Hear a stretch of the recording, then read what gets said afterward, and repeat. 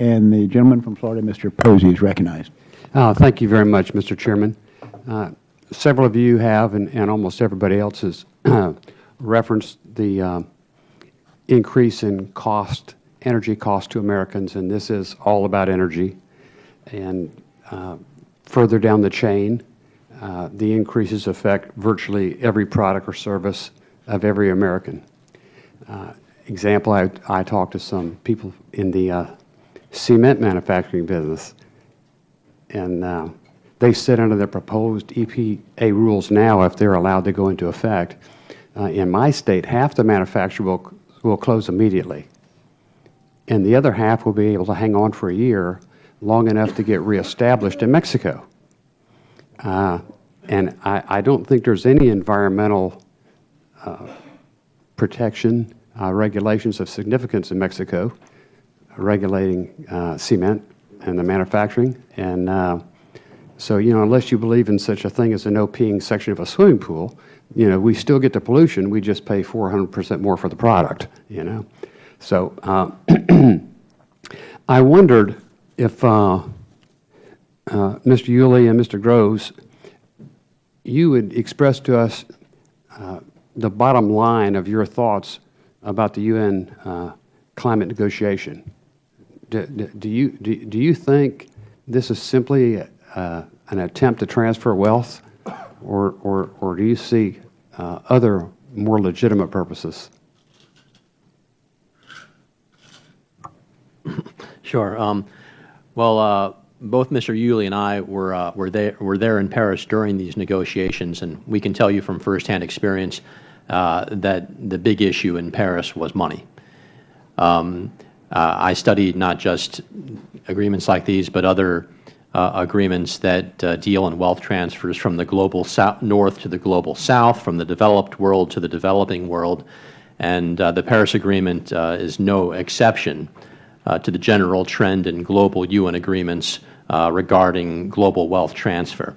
And if it's enforced, that's essentially what will happen. Only the developed countries are required to pay into the Green Climate Fund, which is going to be $100 billion a year as a floor beginning in the year 2020.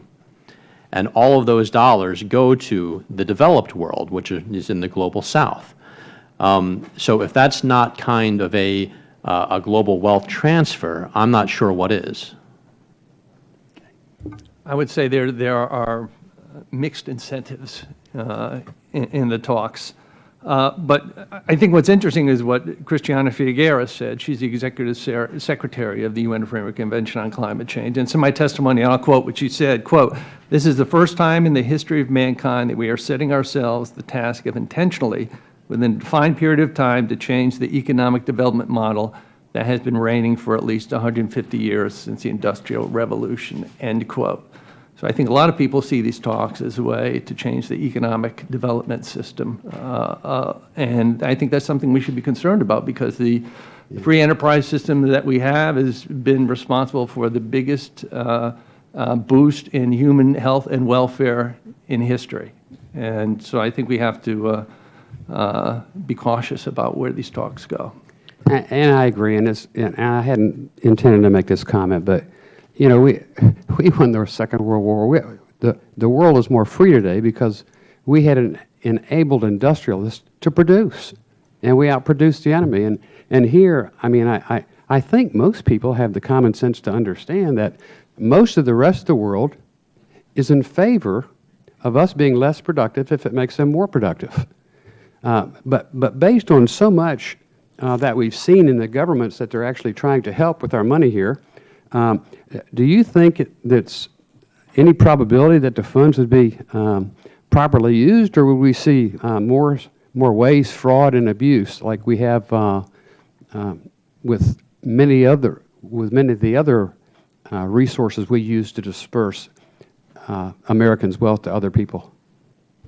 I think certainly if Congress is going to be appropriating the money that goes into the fund, Congress should have a say in how it's spent. And there are rules that are being set up in the Green Climate Fund to oversee how the money is being spent. But, I think the focus on the Green Climate Fund is a little bit misplaced, because a lot of the money is not going to go through the Green Climate Fund. Even the Obama administration said we're not going to be sending $100 billion through the Green Climate Fund. That is just not going to happen. A lot of it's going to go through the World Bank. A lot of it's going to go through other development banks. Some of it will go through the Green Climate Fund.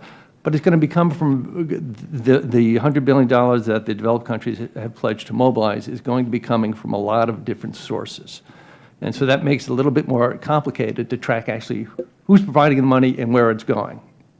Yeah, there's just such a historical problem with corruption in those processes every time we get involved. I see my time has expired. Thank you, Mr. Chairman. Okay, thank you, Mr. Posey. The gentleman